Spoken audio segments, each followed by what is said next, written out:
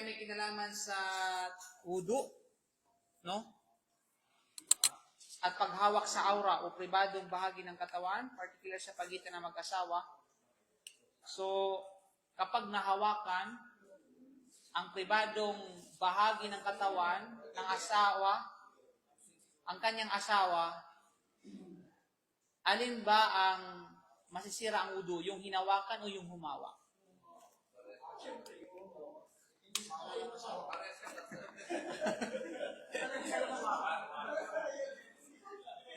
Diba? Tama?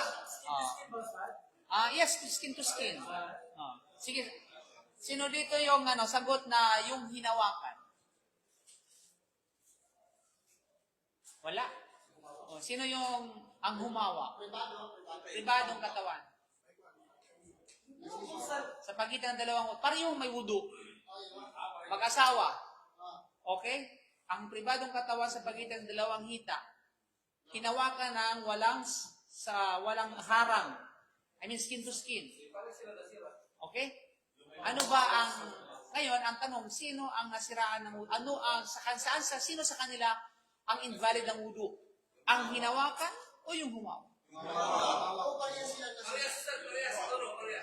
Sino nito sa parehas? Sino sabi na yung humawak? Sino sabi yung hinawakan? Mga balingbi yung iba. Okay. So, ito yung tafsir, no? Ito yung kasagutan. So, kapag hinawakan ng asawa ang pribadong bahagi ng katawan ng kanyang kabia or genital area, sino ang nawala ng bisa ng wudu? Ang humawak ba ay yung hinawakan? So, ang nawala ng bisa ng wudu ay ang ay ang humawak. Ay ang humawak. Okay? Hindi ang hinawakan. Hindi ang both side, kundi yung humawak. Ano ang basihan sa hadith? Sa hadith mula sa hadith ni Busra bint Safwan radiyallahu anha, qala Rasul sallallahu alaihi wasallam, man massa dhakrahu falyatawadda. Sino mang humawak sa kanyang ari ay dapat magsagawa ng wudu. Now, sa hadith na ito, sa konteksto ng hadith, sino man ang humawak ng kanyang hari. Okay? Anyway, ang hadith na ito, hadith sahih, mula sa hadith ni Abu Dawud, Tirmidhi, Ahmad at iba pa. So, ang paghawak sa ari mismo, kahit sa sarili niya o nang sa iba, ay nagsasanhin ang pagkasira ng wudu ayon sa maraming ulama. Of course, ang invalidity kasi ng wudu dahil sa paghawak ng ari ng walang harang, ito ay hindi na pagkaisahan ng mga ulama, ng mga fuqaha. Okay, but majority, maliban sa mga Hanafiya or Malikiya, ay karamihan ay sinasabi nila na ito ay nagpapawalang bisa ng wudu because of that hadith. At para sa kanila, sa hadith na ito ay authentic, which is dinisregard naman ng ilan sa mga fuqaha. Para sa kanila na yung hadith na yan, para sa amin hindi siya authentic. O merong controversial issue yung hadith na yan, kaya hindi namin tinatanggap bilang batayan. Okay? Kaya medyo nagkaroon ng conflict. Kasi isa sa mga dahilan kung bakit nagkaroon ng ikhtilaf, yung mga fuqaha, yung mga jurists, pagdating sa issue, ay ang authenticity ng hadith o ng batayan. Para sa iba, authentic sa kanila dahil mga pamantayan sila. Para sa kanila, paningin nila yung hadith na hindi authentic. Kaya nagkaroon sila ng different opinions. Okay. Yung hinawakan, yes, kapag may lumabas. Depende. So yung hinawakan, kapag may lumabas,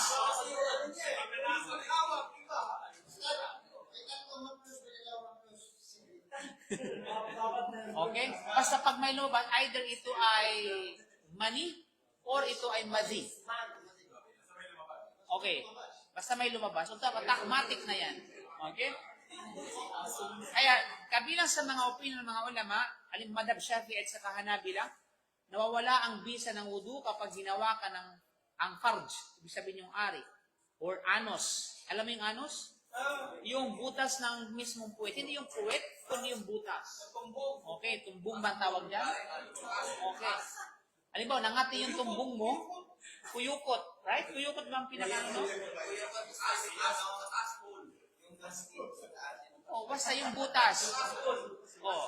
So, inawakan mo yon, kasi kabilang yun sa pribadong bahagi ng katawan. Shhh.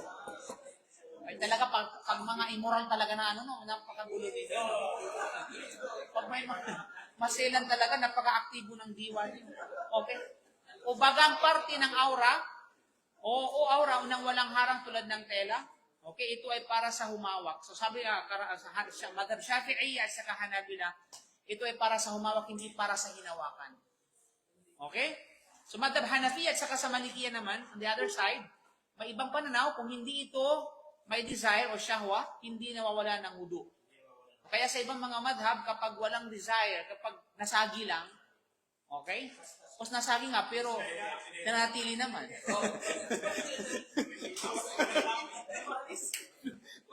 Parang ayaw nang umiwalay. Di ba?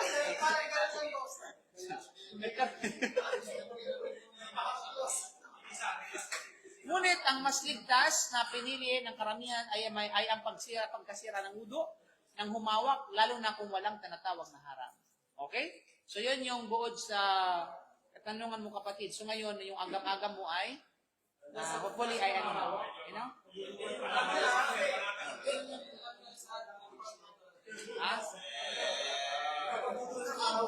Yes.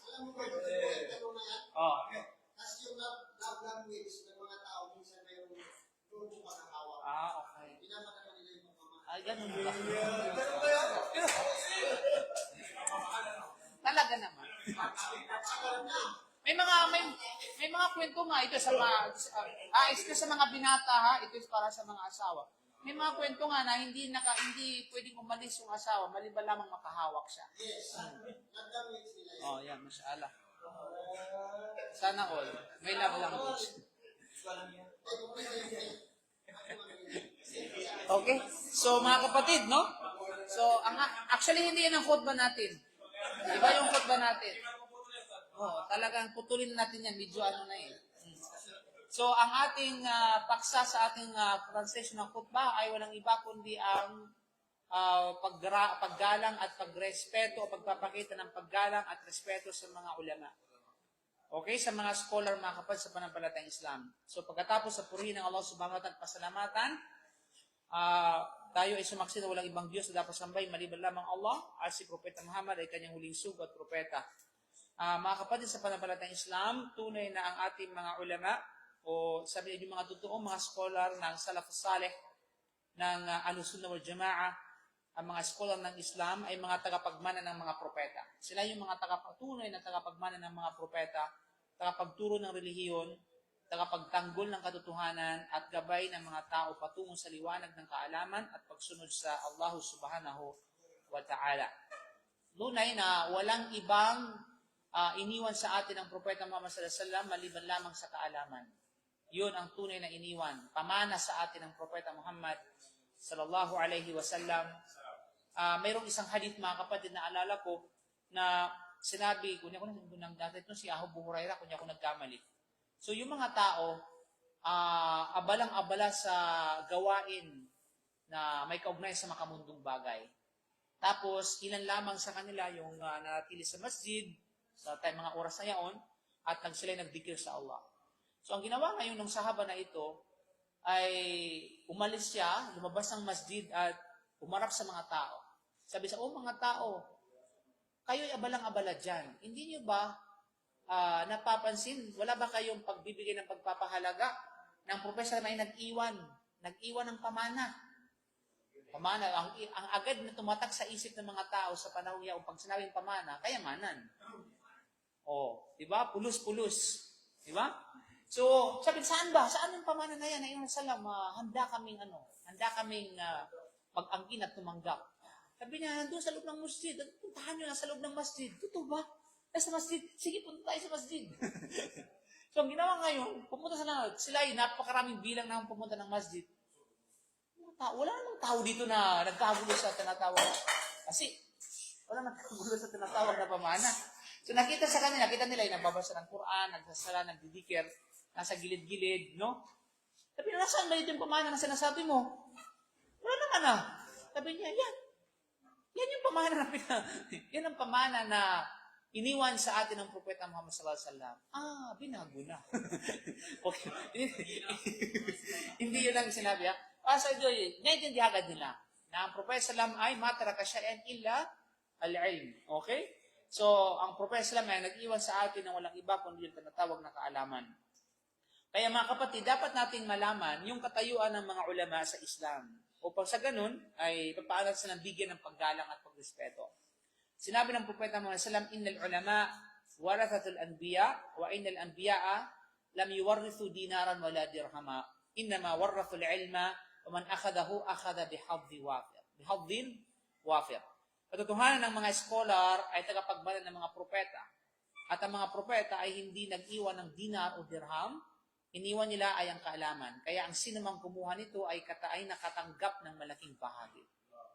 Di ba? Kung sino man ang, kumbaga, nakinabang doon sa mga ulama, mula sa kanilang kaalaman, tunay na sila yung nakakuha ng bahagi ng yaman na ipinamana. Okay? Na kumbaga, nang tinatawag na sabihin natin, no?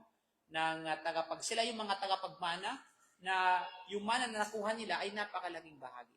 Di ba? At naway ibilang tayo ng Allah subhanahu wa ta'ala doon na sa panampalatayang Islam. Kahit ang mga ulama ay salamin ng liwanag ng Quran at saka Sunnah, sila ang tagapagturo ng Sharia at sila ang unang itinatawag sa mga mahalagang usapin ng umma. Kaya, di ba, kapag sabi nga ng nila, ang kayamanan mo, ikaw ang nangangalaga ng kayamanan mo. Okay? Pero kapag meron kang kaalaman, yung mga ulama, ng taglay yung kaalaman, sila yung inaalagaan. Sila yung pinoprotektahan. Di ba? Kapag ikaw na merong yaman, na may tinatawag na may yaman, mga kapatid sa pananampalataya, ikaw mismo ang hindi ka makakalabas maliban lamang kapag mayroon kang seguridad. Di ba? Hindi ka yun. Natatakot na may mga mayaman. Takot-takot sila lumabas kapag walang may mga security. Pag may mga sasakyan sila, padtad ng CCTV yung na sasakyan nila. Bulletproof pa at iba pa. Diba? Samantalang yung mga scholar, wala lang. Simple lang sa daan, walang Diba? So sila yung inaalagaan. Sila yung protektahan. Diba? Samantalang yung may-ari ng kayamanan, siya mismo yung nagpuprotekta sa kanyang yaman. No? Kaya naman mga kapatid, ang paggalang sa kanila ay bahagi ng iman. Okay, ang paggalang at pagrespeto sa mga ulama natin ay bahagi ng ating pananampalataya. Sinabi ng Propeta sallam, "Laisa minna man lam yuwaqqir kabirana wa yarhamu sagirana wa ya'rif li'alimina haqqa." Hindi kabilang sa amin ang hindi gumagalang sa nakatatanda, na walang awa sa mga nakababata, at hindi kinikilala ang karapatan ng ating mga scholar. Okay? So yan mismo ay mula sa bibig ng Propeta Muhammad sallallahu alaihi wasallam. Kaya ang paggalang sa ulama ay tanda ng mabuting pananalig, pagkakaroon ng iman, at ang kanilang pagbastos o panalait ay sinyalis ng pagkaligaw ng puso at isipan. No, tingnan mo yung mga tao na walang pakundangang, umatake sa mga ulama. Tingnan mo, even social media ngayon, diba, kung ano-ano mga ipinagbibintang at ina-attach doon sa mga scholar. No? Sasabihin pang mangmang. Mangmang nga, mga ulama, mangmang yan. Ay, nakakaya naman sa'yo, kapatid, no? Sasabihin mo yan, samantalang halos ay nagsunog ng kilay. Di ba? Ha? Halos nagsunog ng kilay, halos yun na lang sa pag-aaral, halos yung ibang mga scholar mo namatay, natabunan ng libro. Dahil lamang sa pagsaliksik ng kaalaman, ang ibang mga ulama ay hindi nakapag-asawa dahil lamang sa tinatawag na paggano ng kaalaman. Tapos, ikaw sumulpot lamang, kamakailan lang, sabi mong mangmang yung ulama. Ay, nakakahiya naman talaga. No? Ang iba ay galing nakapag-aral lang sa Islamic Center, tapos sasabihin niya yung mga nakapag-aral